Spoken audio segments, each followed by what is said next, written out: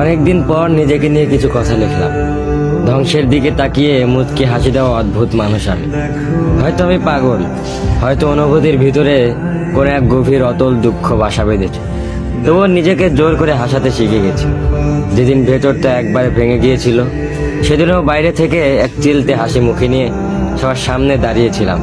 কষ্টগুলোকে আমি বন্ধু বানিয়েছি, একাকিত্বকে আপন করে নিয়েছি। মানুষ ভাবে আমি হয়তো সুখী, শক্ত, নির্লিপ্ত, কিন্তু তারা জানে না প্রতি রাত আমার এক একটা লড়াই। নিজেকে নিজেই বুঝিয়ে রাখি তুই ভালো আছিস, অথচ আমি জানি আমি ভালো নেই। ভেঙে যাচ্ছে প্রতিদিন একটু একটু করে, আর এই ধ্বংস হওয়াটাকে যেন ভালোবেসে ফেলেছি। আমি সেই মানুষ যে হার মানার আগে হাসে, কারণ জানি কান্না দেখিয়ে লাভ নেই।